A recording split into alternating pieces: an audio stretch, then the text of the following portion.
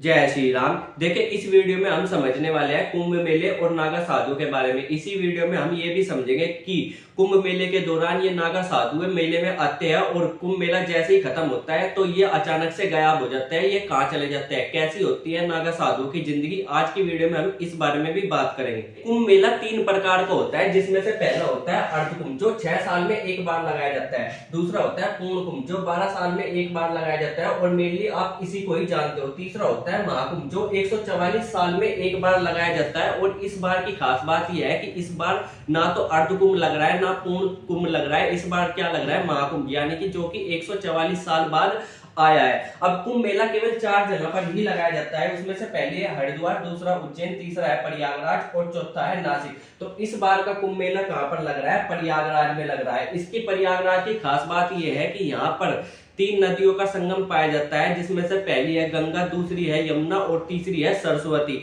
अब देखने वाली बात है कि ऊपर धरती पर आपको 2 ही नदी देखने को मिलेगी, जोन सी है गंगा और यमुना। कहा जाता है कि पहले के समय में सरस्वती भी यहाँ पर आकर मिलती थी, पर अब सरस्वती क्या है, वो पाताल लोक में चली गई है, जिसकी वजह से वे धरती पर नहीं दिखाई देती। इस कुंभ का मेला क्यों लगाया जाता है, तो इसके पीछे की कहानी बहुत ही ज्यादा प्यारी और रोमांचक है। तो आप लोगों को पता ही होगा कि एक कहानी है समुद्र मंथन की कहानी। इसमें क्या हुआ था, देवता लोग और राक्षसों ने क्या करा था, मिल करके समुद्र को मथा था, जिसमें से अमृत निकला था। अब अमृत देवताओं को भी चाहिए था और राक्षसों को भी चाहिए था। अमृत जैसे ही राक्षसों के हाथ में लगा तो राक्षस उस अमृत को लेकर के भागने लगे और राक्षस आगे आगे और देवता उसके पीछे पीछे। तो यहाँ पर रेस चल रही है, तबड़क तबड़क तबड़क तबड़क। अब जैसे ही वो उसको लेकर के भाग रहे हैं तो अमृत की जो कुछ बूंदे हैं वो 4 जगह पर गिरी थी। वो कौन कौन सी जगह है, हरिद्वार, उज्जैन, प्रयागराज और नासिक। इसीलिए इन 4 जगह पर ही कुंभ का मेला लगाया जाता है। अब जब ये भाग रहे थे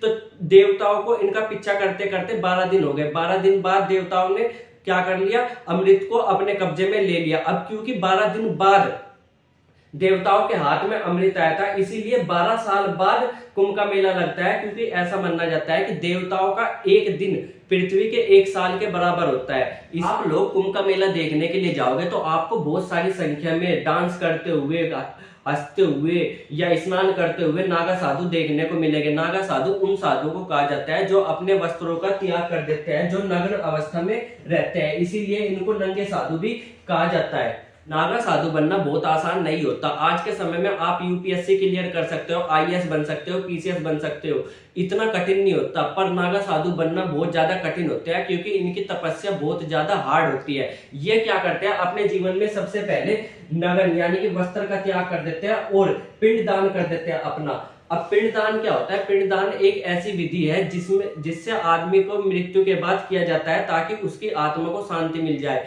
ये क्या मानते हैं कि हमने अपना शरीर इस धरती पर से छोड़ दिया है, अब हमारी एक ही लक्ष्य है, वो है मोक्ष की प्राप्ति करना। अब मोक्ष क्या है, हिंदू धर्म में ऐसा माना जाता है कि ये जीवन दुख का पहाड़ है इंसान में। ये मरेगा फिर जिंदा होगा, फिर मरेगा फिर अगले जन्म लेकर के फिर जिंदा होगा, फिर मरेगा फिर अगला जन्म लेकर के फिर जिंदा होगा और अपनी पूरी लाइफ क्या करता रहेगा, पूरी लाइफ दुखों से काटता रहेगा। अब अगर मनुष्य को इन दुखों से मुक्ति चाहिए तो उसको क्या करना पड़ेगा, इस जन्म और मरण के चक्र से मुक्ति लेनी पड़ेगी और इसी को ही बोलते हैं मोक्ष।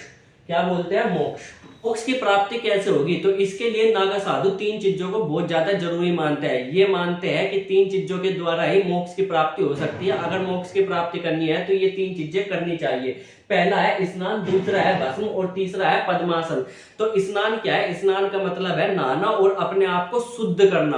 अब आप लोग सोचते होंगे कि ये नहाते तो है ही नहीं, हमें तो कभी ऐसा लगता ही नहीं कि ये नहाते होंगे। नहीं, ये हर रोज नहाते हैं। नहाने के साथ ये क्या करते हैं, भस्म लगा लेते हैं। अब ये भस्म क्या होता है, भस्म होता है चिता की राख। आप लोगों ने देखा ही होगा कि जब हिंदू धर्म में कोई व्यक्ति मर जाता है तो उसको चिता में जला दिया जाता है। अब वो चिता जब जलेगी तो वो राख बन जाती है। अब उसी राख को लेकर के ये नहाने के बाद अपने पूरे शरीर पर ऐसे मल लेते हैं, एक भी हिस्सा अपने शरीर का नहीं छोड़ते। इसीलिए आप लोगों को लगता होगा कि ये लोग कभी नहाते ही नहीं है, पर ऐसा बिल्कुल भी नहीं है। हालांकि ये अपने जो बाल है वहां पर पानी नहीं डालते, ना ही कोई केमिकल यूज करते, इसीलिए इनके बाल बहुत ज्यादा चिपचिपे और बहुत ज्यादा उलझे हो जाते हैं।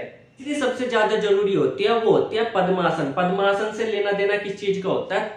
तपस्या साधना का लेना देना होता है। तपस्या, साधना, त्याग, ये सारी की सारी चीजें पद्मासन में आती है। पद्मासन एक मुद्रा है जो कि योग की एक मुद्रा है जिसमें व्यक्ति इस तरीके से बैठ जाता है। इसी को ही कमल की मुद्रा भी कहा जाता है। पर ये कमल की मुद्रा कहीं से देखने से नहीं लग रही, क्योंकि कमल की मुद्रा में कमल के तरीके से नहीं बैठा है। कमल का मतलब होता है ध्यान। तो ये मुद्रा ध्यान का प्रतीक माने जाते हैं, क्योंकि आम लोग क्या करते हैं, अगर आम लोग को ध्यान करना होता है तो वो इसी मुद्रा में बैठ करके ध्यान करते हैं। पर साधु लोगों के लिए ये अनिवार्य नहीं है, वो इस मुद्रा में बैठ कर भी ध्यान कर सकते हैं। पर जो नागा साधु है वो ज्यादातर इस मुद्रा की जगह इस मुद्रा, ये वाली मुद्रा जो होती है, जो ये वाली मुद्रा होती है, हम इसमें आराम से खड़े भी नहीं हो पाते। इस मुद्रा में कई कई घंटों, कई कई दिन तक लगातार साधना करते हैं। अब आप लोगों को समझ में आ गया होगा कि क्यों मैंने ऐसे कहा था कि इसके सामने यूपीएससी कुछ भी नहीं है। जितनी कठोर तपस्या ये करते हैं, अगर ये इतनी ही कठोर तरीके से पढ़ाई करने लगे तो यूपीएससी जैसे 15,000 एग्जाम एक चुटकियों में निकाल सकते हैं। गर्मी हो या सर्दी हो, इनके लिए कोई भी मायने नहीं रखती है, क्योंकि गर्मी हो या सर्दी हो, ये पहाड़ों में जाकर अपनी तपस्या करते हैं जहां पर बहुत ज्यादा कम टेम्परेचर होता है, यानी कि बहुत ज्यादा ठंड होती है, और ये कोई भी प्रकार का कपड़ा अपने शरीर पर नहीं ओढ़ते। इसीलिए इनकी साधना बहुत ज्यादा और ज्यादा कठोर हो जाती है।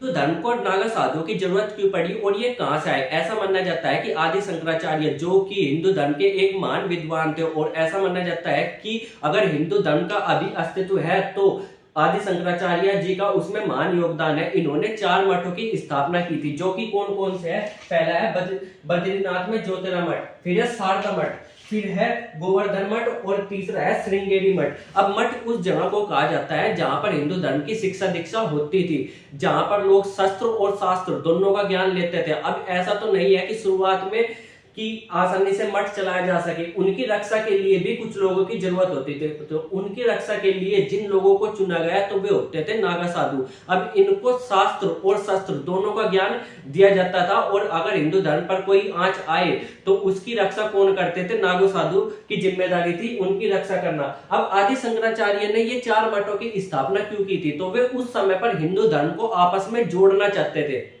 उस समय हिंदू धर्म बहुत अलग अलग तरीके से बहुत अलग अलग धर्मों में बटा हुआ था, तो वो आपस में इनको जोड़ने के लिए इन्होंने 4 मठों की स्थापना की, जो कि भारत के 4 अलग अलग हिस्सों पर स्थित है। जो कि भारत के 4 अलग अलग, देखिए एक है इस कोने पे, एक है इस कोने पे, एक इस कोने पे और एक इस कोने पे। तो इस तरीके से अगर हम मिलाए तो यहाँ से पूरा का पूरा भारत एक सूत्र में बढ़ जाता है, और यहीं पर ही भारत के 4 धाम भी है, जिनको माना जाता है कि इन 4 धामों की यात्रा करने पर आदमी डायरेक्ट स्वर्ग में जाता है। तो देखो शंकराचार्य जी ने कितना अच्छे तरीके से पूरे के पूरे भारत को, पूरे के पूरे हिंदू धर्म को एक रूपता में बांध दिया था।